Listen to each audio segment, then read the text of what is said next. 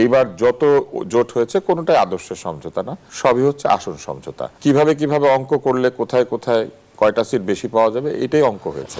বাংলাদেশের ভবিষ্যৎ বদলানোর জন্য নৈতিক বা আদর্শিক কোন অবস্থান থেকে কোনো দলই একক নির্বাচনে যাওয়ার সিদ্ধান্ত নেয়নি। যারা একক নির্বাচনে গিয়েছেন তারা অধিকাংশই জোটে ঢুকতে না পেরে গিয়েছেন। এই নির্বাচনটা কোনো ইসলামিক খিলাফত কিংবা ইসলামিক রাষ্ট্র প্রতিষ্ঠা করার জন্য নির্বাচন করতে হবে এইরকম কোনো দাবি এই জোট থেকে তোলা হয়নি। এই জায়গাটা আমাদেরকে পরিষ্কার থাকতে হবে। উগ্রপন্থা বাংলাদেশে আছে, এটা অস্বীকার করা যাবে? উগ্রপন্থা আছে, কিন্তু কোন একটি জোটকে উগ্রপন্থী সরাসরি বলার মতো অবস্থা আসলে নাই। কেননা ওই যে বললাম কাবাবের হাড্ডিটা তো উগ্রপন্থী না। জনাব আব্দুল নূর তুষার, আপনাকে দিয়ে আলোচনাটা শুরু করি। ছাড় না পেয়ে এককভাবে নির্বাচনের ঘোষণা দিলেন নাগরিক ঐক্যের মাহমুদুর রহমান মান্না। কিন্তু আমরা যদি 24 ডিসেম্বরের বাস্তবতা তুলে ধরি, আমরা তো দেখেছিলাম যে সংবাদ সম্মেলন করে 10 জন নেতার নাম প্রকাশ করা হয়েছিল, সেখানে মাহমুদুর রহমান মান্নার নামটিও ছিল। এই যে প্রকাশ্য সমঝোতার ঘোষণা দিয়েও সিদ্ধান্ত বদল, সেই সঙ্গে মাহমুদুর রহমান মান্না একটি অভিযোগ করেছে তাকে ইগনোর করা হয়েছে, এটি আসলে রাজনীতিতে জোট শরিকদের জন্য কি বার্তা বহন করছে? কোনো বার্তাই বহন করছে না। মান্না ভাই অত্যন্ত শ্রদ্ধেয় একজন মানুষ। মান্না ভাই 2টি বিশ্ববিদ্যালয়ের নির্বাচনে বিজয়ী একজন ছাত্র নেতা, দীর্ঘ সময় রাজনীতি করেছেন, বামপন্থী রাজনীতিতে ছিলেন। তারপরে সেখান থেকে তিনি যে কোনো কারণেই হোক আওয়ামী লীগের সঙ্গে যুক্ত হয়েছিলেন, সেখান থেকে আবার বেরিয়ে গিয়ে তার নিজের দল রয়েছে এবং এখন তিনি বিএনপির সঙ্গে একটি সমঝোতার ভিত্তিতে, যেটি আসন সমঝোতা অবশ্যই, 2টি আসনে প্রতিদ্বন্দ্বিতা করতে চেয়েছিলেন। দুটোর একটাতে তিনি ছাড় পাননি, এটি হচ্ছে একটি বিষয়। আরেকটি তিনি বলেছেন তাকে ইগনোর করা হয়েছে। এখন ইগনোরের বিষয়টি হচ্ছে ব্যক্তিগত, মানে এটা পারসেপশন। আমি মনে করতে পারি যে আপনি আমাকে ইগনোর করেছেন, ওকে বেশি সম্মান দিয়ে বলেছেন, এটা তো যার যার মানসিক একটা ব্যাপার। ফলে এইটাকে আমি ব্যাখ্যা করতে পারবো না যে ওনাকে কোথায় কিভাবে ইগনোর করা হয়েছে। কিন্তু আমি দেখেছি যে উনি একদম বেগম জিয়ার যে শোক সভা ছিল সেইখানে তিনি একেবারে প্রথম সারির দিকে ছিলেন এবং খুবই সম্মানজনক জায়গাতে, যেখানে সব ভিআইপি আমন্ত্রিত অতিথিরা ছিল, সেই এনক্লেভের মধ্যে উনি ছিলেন। এখন রাজনৈতিকভাবে তাকে কিভাবে ইগনোর করা হয়েছে আমরা জানি না, তবে এর আগে কখনো নির্বাচনে বিজয়ের কোনো ইতিহাস মান্না ভাইয়ের নাই। তো যার কিনা কখনোই নির্বাচনে বিজয়ের ইতিহাস নাই, তিনি 2টি আসনে প্রতিদ্বন্দ্বিতা করবেন, এইটা শুনে আমি একজন রাজনীতি বুঝি এরকম মানুষ হিসেবে আমার মনে হয়েছে যে এটা সঠিক সিদ্ধান্ত না। মান্না ভাইয়ের আমার মতে ইলেকশন করার সবচেয়ে ভালো জায়গা ছিল ঢাকা শহর। ঢাকার যে কোনো আসনে মান্না ভাইয়ের যে গুরুত্ব এটা বোঝার মতো অনেক ভোটার আছে, কিন্তু মান্না ভাইয়ের গুরুত্ব বোঝার মতো ভোটার বগুড়াতে আছে কিনা এটা নিয়ে আমার যথেষ্ট সন্দেহ আছে। আসন সমঝোতার রাজনীতিতে বিএনপি এবার কোনটিকে বেশি গুরুত্ব দিয়েছে, ব্যক্তির গ্রহণযোগ্যতা নাকি দলীয় প্রতীক? আমি তো বিএনপির মুখপাত্র না, আমি বলতে পারবো না। আপনি একজন রাজনৈতিক বিশ্লেষক যেটা করতে পারে সেটা হলো তাদের কোনো কাজকে আমি ভালো মন্দ বিবেচনা করতে পারি। সেই হিসেবে যদি আপনি বলেন বিএনপি তার নিজের দলকেই গুরুত্ব দিবে, বড় দল সবসময় নিজেকে গুরুত্ব দেয়। জামাত ইসলাম কাকে গুরুত্ব দিয়েছে? নিজেদের যা দরকার সেটাকে গুরুত্ব দিয়েছে। তাদের সঙ্গে যারা সমঝোতা করে যেতে পেরেছে তারা সেখানে গিয়েছে। বিএনপির সঙ্গে যারা গিয়েছেন তারা বিএনপির প্রতীক এবং বিএনপির যে ভোটার বেজ আছে তার সুবিধা নিতেই গিয়েছেন। ছোট দল কেন বড় দলের সাথে যায়? এই জন্যই যায় যে সে নিজে জিতবে না, কিন্তু বড় দলের ভোটার বেজ আছে এবং সেইটার জন্য তারা ওই ভোটার বেজ থেকে সুবিধাটা চায়। এবং তারা অঙ্কটা কিভাবে করে খুব সহজ। মনে করেন মিরপুরে এ দলের সমর্থক অনেক বেশি আছে কিন্তু জেতার মতো নাই, তখন ওই এ দল গিয়ে বড় দলকে বলে যে আমার ক্যান্ডিডেট থাকলে আপনার দলের হেরে যাওয়ার সম্ভাবনা বাড়ে, তার চেয়ে আমাকে সিটটা দিয়ে দেন এবং আমাকে তো বেশি সিট দিতে হবে না। এরকম 5-6টা সিটে 10টা সিটে সমঝোতা করে। বড় দল সবসময় সেই সব আসনই ছাড়ে যেখানে তার নিজের প্রার্থীর হারার সম্ভাবনা বেশি। জেতা প্রার্থী কেউ ছাড়ে নাকি? বড় দল কেউ ছাড়ে না। বিএনপি তার নীতি অনুযায়ী আমার ধারণা সেইভাবেই সিদ্ধান্ত নিয়েছে যে যেখানে তাদের প্রার্থীর বিজয়ী হবার সম্ভাবনা খুব বেশি সেইগুলিতে তারা তাদের প্রার্থী রেখেছে, আর যেইগুলিতে অন্যান্য দলের সমর্থক আছে সেইখানে তারা তাদের দলের প্রার্থীকে বসিয়ে দিয়ে অন্য দলের প্রার্থীকে সুযোগ দিয়েছে। কারণ সেইখানে একক প্রার্থী হিসেবে তাদের বিজয়ী হওয়ার সম্ভাবনা ধরেন হয়তো 60%, কিন্তু অন্য দলকে দিয়ে দিলে 60 + 10 70% হয়ে যায়। এইভাবেই হিসাবটা হয়। আসন সমঝোতা আর আদর্শের সমঝোতা এই শব্দটা কিন্তু আমি এনসিপি আছে এখানে আমি বলি, তারা বেশ সুন্দরভাবে কয়েন করেছে এবার, যে এটা তো আদর্শের সমঝোতা না, এটা আসন সমঝোতা। এটাই হচ্ছে ব্যাখ্যা। এইবার যত জোট হয়েছে কোনোটাই আদর্শের সমঝোতা না, সবই হচ্ছে আসন সমঝোতা। কিভাবে কিভাবে অঙ্ক করলে কোথায় কোথায় কয়টা সিট বেশি পাওয়া যাবে এটাই অঙ্ক হয়েছে। বাংলাদেশের ভবিষ্যৎ বদলানোর জন্য নৈতিক বা আদর্শিক কোন অবস্থান থেকে কোনো দলই একক নির্বাচনে যাওয়ার সিদ্ধান্ত নেয়নি। যারা একক নির্বাচনে গিয়েছেন তারা অধিকাংশই জোটে ঢুকতে না পেরে গিয়েছেন। ধন্যবাদ জানাচ্ছি জনাব আব্দুল তুষার। ফরিদুল হক, এনসিপিকে ছেড়ে দেওয়া নরসিংদী 2 ও চট্টগ্রাম 6 আসনে জামায়াতের প্রার্থীরা সরেনি, চট্টগ্রাম 8 আসনের কথা বলছিলাম। এর বাইরে সিরাজগঞ্জ 6 ও নারায়ণগঞ্জ 4 আসন দুটিও এনসিপিকে ছেড়েছে 10 দলীয় ঐক্য, কিন্তু অন্য দুটি শরিক দলের প্রার্থীরা মনোনয়ন প্রত্যাহার করেনি। জানতে চাই, সমন্বয়ের ব্যর্থতার ফলেই কি এমনটি ঘটল? জামায়াত ও শরিক দল কি শুরু থেকেই আসনগুলো ছেড়ে দিতে অনিচ্ছুক ছিল, নাকি শেষ মুহূর্তে অবস্থান বদলেছে? জি, ধন্যবাদ আপনাকে। সম্মানিত সহ আলোচক এবং দর্শকদেরকে শুভেচ্ছা। আসন সমঝোতার এই টানাপোড়েনের মধ্যে এগুলো ঘটে, এগুলো রেগুলারই ঘটে। বিএনপি জোটের মধ্যে এটা ঘটেছে, আমাদের দল যে জোটের মধ্যে আছে সেখানেও একই ঘটনা ঘটেছে। এটা একটা খুব কমন ব্যাপার যে প্রার্থী থাকেন, কিংবা ধরেন সাধারণত যেটা হয় যে যখন মনোনয়নপত্রটা দেওয়া হয় দল থেকে, তা মনোনয়নপত্র সহিত মানে প্রত্যয়নপত্র বলি আর কি আমরা এটাকে, এটা সহিত জমা দিতে হয়। তো এটা জমা দেওয়ার পরে মানে দেখা যায় যে জমা তো বেশি দিতে হয়, কারণ জোটের ভাগাভাগির হিসেব চলে। হিসেব নিকেশের মধ্যে গিয়ে শেষের দিকে যে কেউ এমনও হয়, যেমন আমাদের দলের 1-2 জন প্রার্থী অলরেডি এখনও তারা আছেন মাঠে, জোটের হিসেবে নাই, কিন্তু তারা মার্কা পেয়েছেন আজকে। তো তাদেরকে কিছু বাড়তি তো দেওয়া হয়েছিল, যে যদি কোনো কারণে 2-4টা স্লিপ করে তাহলে ওইখান থেকে যাতে এটা ফিল আপ করা যায়। তো শেষ মুহূর্তে গিয়ে তারা এটা প্রত্যাহার করেননি কিংবা করতে পারেননি। আবার কেউ মনে করছেন যে না, আমার আসলে এখানে থাকতে হবে, আমার এইখানে অবস্থান আরও ভালো। তো এরকম অবস্থা তৈরি হয়েছে। গতকালকে জামাতের নরসিংদীর ঘটনাটা জানেন, যে প্রার্থীকে তার নেতাকর্মীরা আটকে রেখে তাকে প্রত্যাহার করতে দেয়নি বলে বলা হয়েছে। আদতে ঘটনাটা কী হয়েছে এটা আমরা পরিষ্কার জানি না। ইভেন চিটাগংয়েও একই ধরনের ঘটনা, মানে চিটাগংয়েও ওনারা প্রথম দিকে করেননি, প্রত্যাহার করেননি। এটা একটু ওই 2-3টা আসনে একটু অসুবিধা হলো, কারণ দাঁড়িপাল্লা যেহেতু পুরনো মার্কা, তাদের কিছু কি বলে যে লয়াল ভোটার আছে, তারা হয়তো বা ওই মার্কাটা থাকার কারণে কিছু ভোট এখানে চলে যেতে পারে, ভোট ভাগ হওয়ার একটা সম্ভাবনা তৈরি হলো। ওই জায়গাগুলোতে একটু ঝুঁকি তৈরি হলো। তো ওইটা যদি প্রপারলি ডিল করা যেত তাহলে এটা ভালো হইতো, প্রপারলি ডিল করা গেলে ভালো হইতো, কিন্তু সামহাও যায় নাই। আপনার ধরেন একই ঘটনা সিরাজগঞ্জের ক্ষেত্রে, নারায়ণগঞ্জের ক্ষেত্রে। তো এইগুলো আমাদের আগে থেকেই সেটেল করা ছিল। সেটেল করার পরেও এই আসনগুলো কিন্তু যেইগুলোর মধ্যে ঝামেলা হয়েছে 4-5টা আসন, এগুলো কিন্তু আগে থেকে সেটেল করা, এগুলো কিন্তু নতুন করে কোনো সেটেলমেন্ট হয়নি। নতুন করে যে 3টা আসন যুক্ত হয়েছে গত 2 দিন আগে, সেগুলোতে কিন্তু জোটের প্রার্থীরা নেই। একটা আসন শুধু ওপেন আছে, এটা 2 পক্ষের সমঝোতার ভিত্তিতেই হয়েছে, যে ওইটা ওপেন। খেলাফত মজলিসের একজন ক্যান্ডিডেট আছে, আমাদের একজন ক্যান্ডিডেট আছে মৌলভীবাজার 4, যেখানে আমাদের ক্যান্ডিডেট হচ্ছে প্রীতম দাস। ওটা চা বাগান অধ্যুষিত অঞ্চল। কি ধরনের শর্তে সমঝোতা হলো? মানে দুই পক্ষই থাকবে ওপেন, 2 পক্ষই থাকবে, মানে 2টা দলের প্রার্থী। সেখানে কি ভোট ভাগ হবে না? সেখানে ভোট ভাগ হওয়ার সম্ভাবনা আছে, সেটাখানেও ভোট ভাগ হওয়ার সম্ভাবনা। এখন 2 পক্ষই মনে করছে যে তারা জিতবে। তো শেষ পর্যন্ত যখন ঐক্যমতে আসা যায়নি, তখন ঠিক আছে ওপেন, তাহলে দেখা যাক যে জিতে। এটা হয় নির্বাচনের মাঠে, এই ধরনের ঘটনা রেগুলারই হয়, এটা এত বড় ইস্যু না। আর এতে করে খুব একটা প্রভাব পড়বে না, এক ধরনের মানে কি বলে যে নির্বাচনী ঐক্য তো হয়েছেই, খুব একটা প্রভাব পড়বে ভোটের মাঠে আমার হিসেব নিকেশ শেষে এনসিপি এখন শেষ পর্যন্ত কটি আসনে লড়াই করছে? আমরা এখন হচ্ছে অফিসিয়ালি আমাদের জোটের হিসেবে 30টা, এখনো সম্ভবত 2 জন কি 3 জন আমাদের আজকে ওই যে প্রত্যাহার করতে না পারার কারণে কিংবা না করার কারণে তারাও এখনো আজকে মার্কা পেয়েছে, এরকম আর কি। সো কিন্তু জোটের হিসেবে আসলে 30টা, অফিসিয়ালি 30টাতে আমরা ফাইট করছি। সেখানে কজন নারী প্রার্থী রয়েছে? 2 জন। ধন্যবাদ জানাচ্ছি ফরিদুল হক। আব্দুল নূর তুষার, জামায়াত ইসলামীর আমির ডাক্তার শফিকুর রহমান বলেছেন, দক্ষিণ এশিয়ার রাজনৈতিক দলগুলোর মধ্যে নারীর অংশগ্রহণের হারে জামায়াত শীর্ষে। বর্তমানে দলের মোট সদস্যের প্রায় 43% নারী। নারীদের সামাজিক, অর্থনৈতিক ও রাজনৈতিক অংশগ্রহণে কোনো ধরনের বৈষম্য বরদাস্ত করা হবে না। কিন্তু আসন্ন জাতীয় সংসদ নির্বাচনে জামায়াতের মনোনীত প্রার্থীদের মাঝে একজন নারীও নেই। এখানে কি বৈষম্য হয়নি? স্ট্যাটিস্টিক্স হচ্ছে সবচাইতে আইনসঙ্গত মিথ্যা। পৃথিবীতে একটা কৌতুক প্রচলিত আছে, গবেষকরা এটা বলেন যে মিথ্যা হচ্ছে 3 রকম। একটা হচ্ছে অর্ধসত্য, একটা হচ্ছে মিথ্যা, আর একটা হচ্ছে স্ট্যাটিস্টিক্স। তো জামাতের দলীয় সদস্যদের মধ্যে 43 কেন, 50%ও নারী থাকতে পারে, এটা তারা জানেন আর তারাই বোঝেন। জামাতের নারী সদস্যদেরকে তো আমরা চিনি না, কারণ তাদের চেহারা তো আমরা দেখতে পাই না।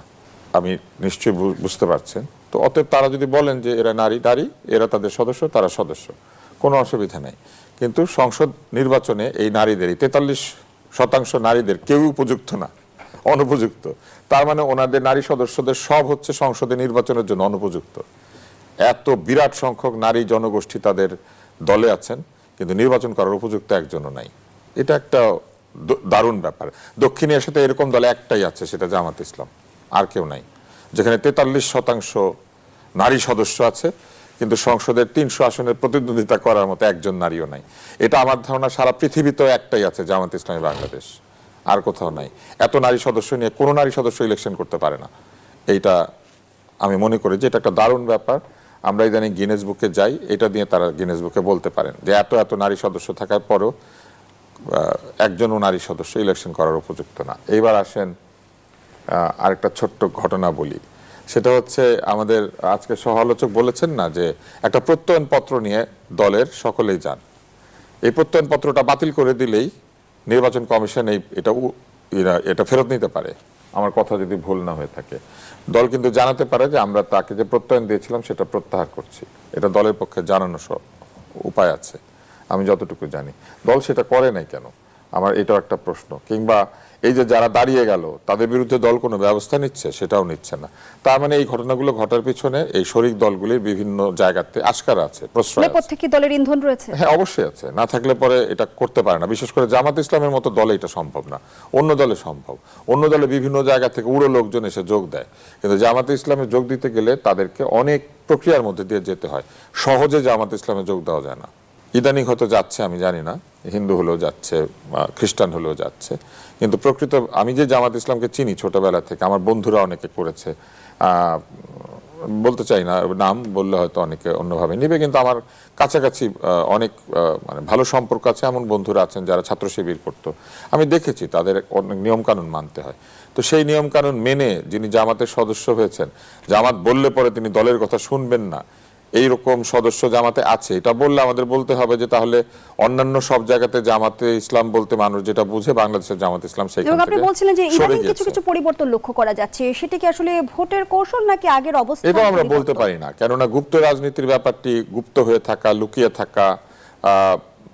গত নির্বাচনে রীতিমতো আগের প্রধানমন্ত্রীর নাম ধরে স্লোগান দেওয়া লোকজন যখন এখন নির্বাচন করে বিজয়ী হয়ে যায় এবং বলে যে আমরা লুকিয়েছিলাম, ফলে কোনটা সত্য আর কোনটা মিথ্যা এটা বোঝাও খুব কঠিন হয়ে গিয়েছে। কে যে কার মধ্যে গুপ্ত এটা বোঝাও কঠিন হয়ে গেছে। তাই আমি সেটা জানি না, কিন্তু আমি এতটুকু জানি যে এত সোজা না যে জামাত ইসলাম বলে দিবে তার প্রার্থীকে যে তুমি প্রার্থিতা উইথড্র করো, আর তারা করে না। এইটা আসলে আমি অন্তত যেভাবে জানি এত বছরের রাজনীতিতে এটা সম্ভব না। জনাব আব্দুল নূর তুষার, জামায়াত ইসলামীকে নিয়ে রয়টার্সের প্রতিবেদন প্রকাশিত হয়েছে, যেখানে বলা হয়েছে 2026 সালের ফেব্রুয়ারিতে অনুষ্ঠেয় জাতীয় নির্বাচনকে সামনে রেখে বাংলাদেশের রাজনৈতিক সমীকরণে বড় ধরনের পরিবর্তন এসেছে। বিশেষ করে আওয়ামী লীগের অনুপস্থিতিতে নির্বাচনটি এখন মূলত জামায়াত জোট এবং বিএনপি জোটের মধ্যে মূল লড়াইয়ে পরিণত হতে যাচ্ছে। জানতে চাই, জামায়াত কি সত্যি বিকল্প রাজনৈতিক শক্তি হয়ে উঠেছে নাকি আওয়ামী লীগের শূন্যতা পূরণ করছে? বিকল্প কি জিনিস? বিকল্প হচ্ছে, আপনি যদি মুখে ডায়াবেটিসের ওষুধ খাচ্ছিলেন, এটা বিকল্প হচ্ছে মুখেরটা বন্ধ হলো, আপনি ইনজেকশন নিচ্ছেন, কিন্তু ওষুধ দুইটাই ডায়াবেটিসের। কিন্তু জামাতে ইসলামের যে ইসলামী রাজনীতি আর লিবারেল যে রাজনীতি অথবা সেন্ট্রিস্ট যে রাজনীতি, একটা তো একটা বিকল্প না, একটা আরেকটার প্রতিদ্বন্দ্বী অথবা একটা আরেকটার বিপরীত শক্তি। তো এইটাকে বিকল্প বলা যাবে না। যেটা বলতে হবে সেটা হচ্ছে জামাতে ইসলামের নেতৃত্বে একটি ইসলামী রাজনীতির উত্থান বাংলাদেশ দেখতে পেয়েছে, এবং এটা অস্বাভাবিক কিছু না। এই জন্য যে আওয়ামী লীগ যখন এই 16 বছর ধরে স্বৈরাচার চালিয়েছে, তখন তারা জামাতের বিকল্প তৈরি করার জন্য আরো অনেক ইসলামী রাজনীতি তৈরি করার চেষ্টা করেছিল। এখন ভালো হয়েছে, এখন তারা সেটা বুঝতে পারছেন যে তারা একটা দারুণ কাজ করেছে। কিন্তু ত্রয়োদশ নির্বাচন নিয়ে যদি আপনার পর্যবেক্ষণ জানতে চাই, দারুণ কাজ করেছেন এটা কিন্তু আমি কেন বলেছি আপনি নিশ্চয়ই বুঝতে পারছেন। এবং খুব ভালো হয়েছে যে এই জোটের মধ্যে একটা অংশ আছে যারা তাকে জননী উপাধি দিয়েছিল। তো ভালো হয়েছে না, উনি পেলে পুষে বড় করেছেন, আলহামদুলিল্লাহ।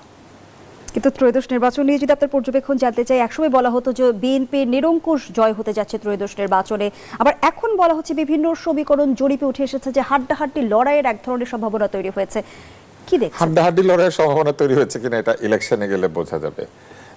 যদি হাড্ডাহাড্ডি লড়াইয়ের কথা বলেন তাইলে আমার মনে হয় যে কাবাব মে হাড্ডি এনসিপি হয়।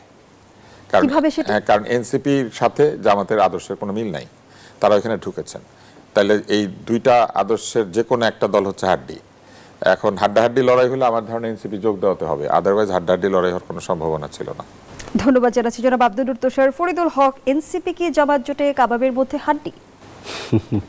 নাহলে হাড্ডির মধ্যে কাবাব। ইন্টারেস্টিং। এনসিপি যোগ না দিলে তরুণদের ভোট জামাতের কাছে এইভাবে যাওয়ার কথা না। না, ভোট কি হবে সেটা তো এখনই বলা মুশকিল, কিন্তু বাংলাদেশের রাজনীতিতে যেটা হয় নির্বাচনের সময় একটা ধরেন বাইনারি সিচুয়েশন ক্রিয়েট হয়। আপনার আমি একটা স্টেটমেন্ট রেফারেন্স দিয়ে এটা বলতে পারি। মির্জা ফখরুল ইসলাম আলমগীর সাহেব, বিএনপির মহাসচিব, বাংলাদেশের যারা জীবিত পলিটিশিয়ান সিনিয়রদের মধ্যে উনি প্রায় অনুকরণীয় ব্যক্তিত্ব। আমি নিজেও ওনাকে খুব পছন্দ করি, অনুকরণ করার চেষ্টা করি, এবং আমি ওনাকে বহুবার বহু জায়গায় বলেছি যে ফ্যাসিবাদ বিরোধী আন্দোলনের উনি ছিলেন হচ্ছে আমাদের রাজপথের সিপাহ সালার। কিন্তু উনি গতকালকে একটা স্টেটমেন্টে বলেছেন যে বাংলাদেশের নির্বাচনটা হচ্ছে গণতন্ত্র বনাম উগ্রবাদের লড়াই, এটাকে উনি ফ্রেম করেছেন। খুব ইন্টারেস্টিং হচ্ছে এই ফ্রেমিংটা আমার কানে অনেকটা এরকম বেজেছে। 2024 সালে 7ই জানুয়ারি নির্বাচনের আগে ইন্ডিয়ান কয়েকটা মিডিয়াতে এরকম নিউজ এসেছিল যে আওয়ামী লীগ যেভাবে নির্বাচন করতে চায় ওটা হচ্ছে গণতন্ত্র, আর যেভাবে বিরোধীরা নির্বাচন করতে চায় ওটা আসলে উগ্রবাদের উত্থান। এই যে বাইনারিতে ফেলে দেওয়া, এই বাইনারিকে ফেলে দেওয়ার রাজনীতিটা এখানে বহুদিন ধরে চলছে, এবং বড় দলগুলো, তথাকথিত বড় দলগুলো এবং স্ট্যাবলিশ দলগুলো যারা রাষ্ট্র পরিচালনা করেছে ওনারাই বারবার এই জিনিস, এমন একটা পরিস্থিতি ওনারা তৈরি করেন আপনি এই বাইনারির বাইরে থাকতে পারবেন না। একটু শুনে আসতে চাই জনাব আব্দুল তুষার, উদারপন্থী উগ্রপন্থীর যে বিতর্ক সেটি কি রাজনৈতিক বয়ান না বাস্তবতা? উগ্রপন্থা বাংলাদেশে আছে, এটা অস্বীকার করা যাবে। উগ্রপন্থা আছে, কিন্তু কোন একটি জোটকে উগ্রপন্থী সরাসরি বলার মতো অবস্থা আসলে নাই। কেননা ওই যে বললাম কাবাবের হাড্ডিটা তো উগ্রপন্থী না। এখন তাইলে আপনি কি করে জোটটাকে উগ্রপন্থী বলবেন? অথবা এখানে আরো দল আছে যারা হয়তো উগ্রপন্থী না, তবে এখানে আরো দলও আছে যাদের বিভিন্ন বক্তৃতায় কথাবার্তার মধ্যে যথেষ্ট পরিমাণে উগ্রপন্থাকে আশকারা দেওয়ার বিষয় রয়েছে। এগুলি সবই আমরা ফেসবুকে দেখি, ইউটিউবে দেখি, সোশ্যাল মিডিয়ার বিভিন্ন জায়গাতে দেখি, ফলে আমরা দেখতে পাই কি ধরনের কথাবার্তা উগ্রতা এবং কি ধরনের কথাবার্তা উগ্রতা না, এটা তো বোঝা যায়। তবে কিছু কিছু শব্দ না চালু হয়েছে, ফ্রেমিং। আরে ভাই, পৃথিবীর সব কিছু ফ্রেমিং, কোনটা ফ্রেমের মধ্যে নাই? একটা ফ্রেম তৈরি হয় নাই যেটার নাম জুলাই আন্দোলন, সেই ফ্রেমের মধ্যে কেউ বন্দী না হইলে না তাদেরকে আবার ট্যাগানো হয়। ট্যাগানো যদি ফ্রেমিং হয় তাহলে এইটাও ফ্রেমিং, ওইটাও ফ্রেমিং। আমার ফ্রেম ভালো, তোমার ফ্রেম ভালো না। আমার আব্বার ছবি ফ্রেমে ঝুলাইলে ভালো, তোমার আব্বার ছবি ফ্রেমে ঝুলাইলে ভালো না। এই রাজনীতি থেকেই বাংলাদেশ এখনো বের হইতে পারে নাই। এই রাজনীতি থেকে বের হয়ে আসাটা খুবই দরকার ছিল, এবং ফ্রেমিং শব্দটা এগুলো চালু করেছেন কিছু কিছু বুদ্ধিজীবী। আমি নাম না বলি, কিন্তু আমরা জানি এসব বুদ্ধিজীবী কারা। এইসব বুদ্ধিজীবীরা এক এক সময় এক এক রকম বই লিখেছেন। কখনো ছিলেন আল্লাহর অস্তিত্বে বিশ্বাস করতেন না, আবার এখন এসে এমন ধার্মিক হয়েছেন যে অন্যকে এই জন্য মারতে পর্যন্ত রাজি আছেন।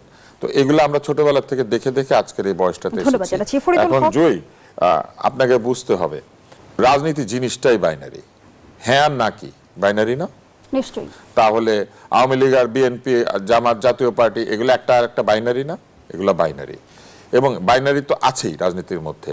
আপনাকে আমি ভোট দিব আর ওকে দিব না, কেন দিলাম না? দুইজন প্রার্থীর মধ্যে একজনকে বেছে নেওয়া মানে বাইনারি না? কিসের ভিত্তিতে? দুইজন একই রকম দেখতে, আপনি আর আপনার যমজ বোন একই রকম, তারপরেও আমরা একজনকে বেছে নিব, একজনকে নিব না, তাই না? কিন্তু গণভোটে বাইনারির প্রক্রিয়া অনুসরণ করা হচ্ছে কি? না, হচ্ছে না, এটাই তো প্রবলেম। এবং ওইখানে ফ্রেম হচ্ছে না, হ্যাঁতে ভোট দিলে আপনি আছেন দেশের পক্ষে, নাতে ভোট দিলে আপনি নাকি নাই। কেন? নাগরিক যেখানে খুশি সেখানে ভোট দিতে পারবে।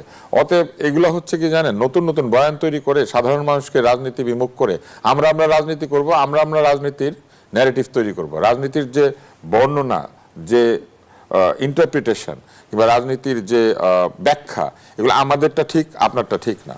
কিন্তু গণতান্ত্রিক রাজনীতিতে সবাই সবার মতামত শুনবে এবং কেউ কারো মতামতকে উড়িয়ে দেবে না এই কথা বলে যে আপনি সম্পূর্ণ ভুল কিছু গণতান্ত্রিক রাজনীতিতে নাই। উদারপন্থা আর উগ্রপন্থার মধ্যে তফাৎ কি? উগ্রপন্থা মানে কি কেউ আপনাকে লাঠি হাতে মারতে আসে? ব্যাপারটা তা না। উগ্রবাদী হচ্ছে সে যে মনে করে তার বক্তব্য ছাড়া সবার বক্তব্য ভুল, এবং সে কারো কথা শুনবে না। আমি ডাইনে আছি মানে ডাইনেই আছি, ডাইনেই থাকবো, এখান থেকে আমি নড়বো চড়বো না। মাঝামাঝি আর অবস্থানের বামে কোনো আছি সুযোগ মানে নেই। বামেই থাকবো, আমি নড়বো না। এই তখন মাঝখানের অসুবিধাটা তৈরি হয়, কারণ মাঝখানকে তখন যে যত বেশি ডান দিকে যায় মাঝে থাকার জন্য তাকে তত বামের দিকে সরতে হয়, আর যে যত বেশি বাম দিকে যায় মাঝে থাকার জন্য তাকে ডান দিকে সরতে হয়। এই মধ্যপন্থা হচ্ছে সবচেয়ে কঠিন রাজনীতি। ফরিদুল ফলে হক। সেন্ট্রিস্ট রাজনীতি যারা করবে বাংলাদেশে, আমি মনে করি তাদের রাজনীতিতে আসলে অন্যদের চাইতে সঠিক অবস্থানে আছে। এবং সেই সেন্ট্রিস্ট দল কারা? এনসিপি একটা সেন্ট্রিস্ট দল হিসেবে নিজেদেরকে দাবি করেছে, করে নাই? এই ফ্রেমটা তারা নিজেদেরকে দিয়েছিল, বলবেন ফরিদুল হক? কিন্তু তারা যে দলের সাথে গিয়েছে সেটা কি সেন্ট্রিস্ট? এই জন্যই বলেছে হাড্ডি। কি বলবেন?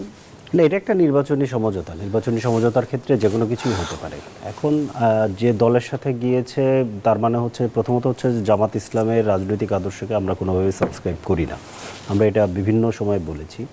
দ্বিতীয়ত হচ্ছে এই নির্বাচনটা কোনো ইসলামিক খিলাফত কিংবা ইসলামিক রাষ্ট্র প্রতিষ্ঠা করার জন্য নির্বাচন করতে হবে, এইরকম কোনো দাবি এই জোট থেকে তোলা হয়নি। এই জায়গাটা আমাদেরকে পরিষ্কার থাকতে হবে। আরেকটা ব্যাপার হচ্ছে যে হ্যাঁ, ইসলামিক দলগুলোর মধ্যে ধরেন একরকম তথাকথিত ধরেন অনেকে বলে একরকম উগ্রতা আছে, কিন্তু আপনি খেয়াল করে দেখেন যে যখন আমরা ঐক্যমত কমিশনে বসছিলাম, টানা আমরা যে আলোচনা করেছি, এখানে যে দাবি দেওয়া তোলা হয়েছে, একটা দাবি কেউ বলতে পারবে এটা অগণতান্ত্রিক?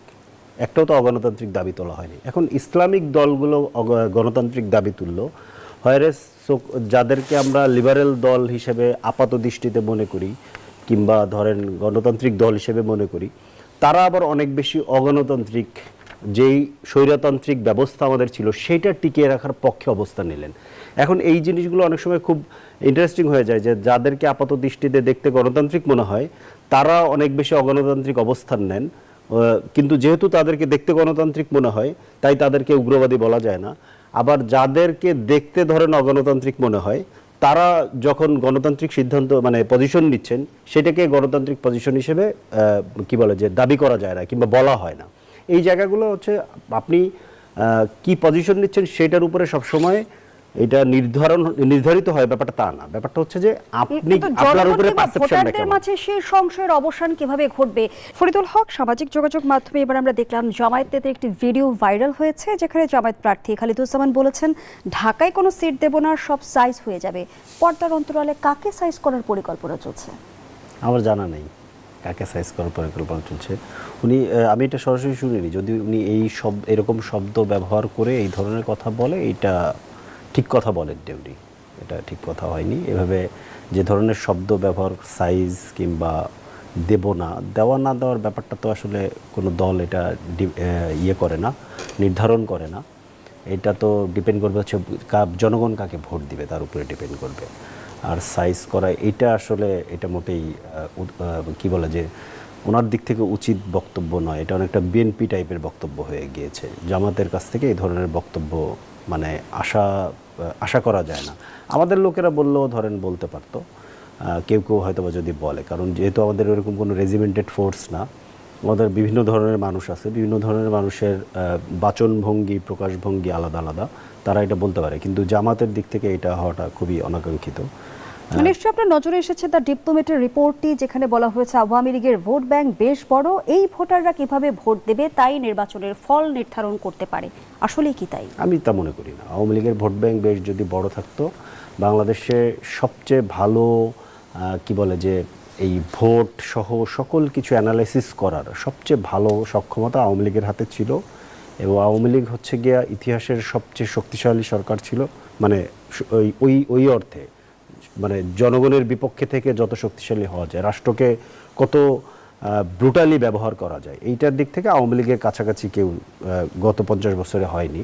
তো সেই জায়গা থেকে আওয়ামী লীগ যদি এটা টের পেত যে তাদের ভালো সংখ্যক ভোট আছে, তাহলে আওয়ামী লীগ নির্বাচন নিয়ে এগুলো করতো না। এটা তারা জানতো যে তাদের এটা নেয়, তারা আসলে এবং ভোটারকে ছাড়া, নির্বাচন ছাড়াই তারা শুধু রাষ্ট্র পরিচালনা করবে, এটাই ছিল তাদের কি বলে যে লক্ষ্য।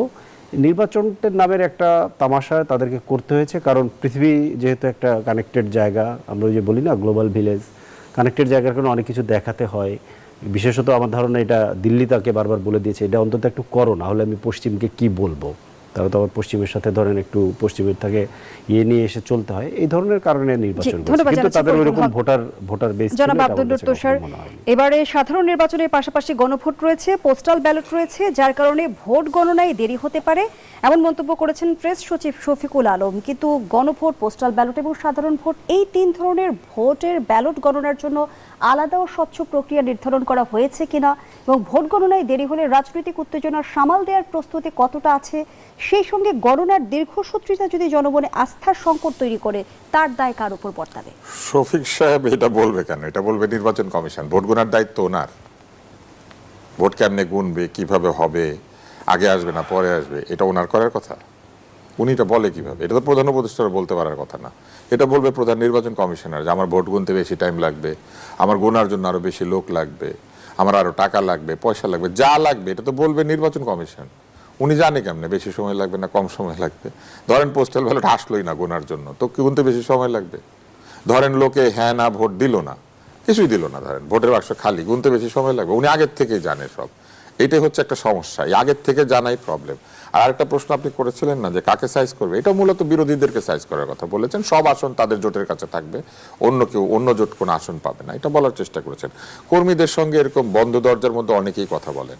ওই যে কর্মী এটাকে ভিডিও করেছে, করে ছেড়ে দিয়েছে, বরং ওনার চিন্তা করা হচ্ছে যে জামাতের মধ্যে গুপ্ত আছে, তার মানে গুপ্ত কেউই তো এটা ছেড়ে দিয়েছে, তাই না? ওনারা যেমন বিভিন্ন জায়গায় গুপ্ত হয়ে ঢুকেছিলেন, ওনাদের মধ্যে গুপ্ত আছে। এই যে গুপ্ত কথা বাইরে প্রকাশ করে দেওয়া, এটাই তো হচ্ছে আওয়ামী লীগের সংস্কৃতি। আওয়ামী লীগ কি করতো? মানুষের ফোন রেকর্ড করতো, করে ছেড়ে দিত। মানুষের বিভিন্ন রকম জিনিসপত্র ছাড়াছাড়ির সংস্কৃতি চালু করেছিল, এগুলো আওয়ামী লীগ করতো না। তবে ভোটের বিষয়ে আমার সহ আলোচক যেটা বলেছেন, আমি সেটার সঙ্গে একমত না। শোনেন, ফ্যাসিবাদ কেন ভোট চুরি করে? তার ভোট ব্যাংক নাই সেজন্য চুরি করে? মোটেও না। তার ভোটাররা ভোট দিলে পরে উনি ফ্যাসিবাদী হইতে পারবে না, সেই জন্য। আওয়ামী লীগের ভোটাররা ভোট দিলে আওয়ামী লীগ এভাবে চলতে পারতো? ভোট গুনলে পরে ভোটারদের কথা শুনতে হইতো। তখন যে গুন্ডা পান্ডা বদমাইশ চোর লুটেরা বাটপারদেরকে বিভিন্ন সময়ে সংসদ সহ বাংলাদেশের বিভিন্ন আসনে বসিয়ে রাখা হয়েছিল, যাদেরকে পদক, বিদেশ ভ্রমণ, নানান সুবিধা, টাকা পয়সা, প্লট, বাড়ি গাড়ি বরাদ্দ করা হয়েছিল, এদেরকে তাহলে কে টিকাতো? ভোট না হলে এরা টিকে থাকে। আর যদি ভোট হয় তখন তো জনপ্রিয় লোককে নমিনেট করতে হবে, তখন কি বাটপারকে লোকে ভোট দিবে? এই জন্য ফ্যাসিবাদীরা কি করে জানেন? এই জন্য ফ্যাসিবাদীরা তেলের শিশি হাতে তার যে তৈল সমৃদ্ধ যে চাটুকার গোষ্ঠী আছে তাদেরকে তোষণ করে, তাদেরকে দিয়ে। এক লাইনে জানতে চাই যে এবারও ত্রয়োদশ নির্বাচনে আওয়ামী লীগের ভোটাররাই কি ফল নির্ধারণে ভূমিকা রাখবে? আওয়ামী লীগের ভোটাররা যদি ভোট দিতে আসে তখনই বোঝা যাবে আওয়ামী লীগের ভোট ছিল, আছে নাকি নাই। আপনি বলেন, আওয়ামী লীগ যখন ভোট অর্গানাইজ করতো, আওয়ামী লীগের ভোটগুলাতে 7%, 10%, 16%, এই যে একটা ভোট হয়েছিল না, হিরো আলম দাঁড়িয়েছিল, কয় % ভোটার এসেছিল? আসেই নাই, কারণ তারা জানে যে এই দল ফ্যাসিবাদগিরি করে, ভোট দিলে কি না দিলে কি আমাদের ভোট গুনে না, তো সময় নষ্ট করবে কেন? নিজের দল ক্ষমতায় আসে না।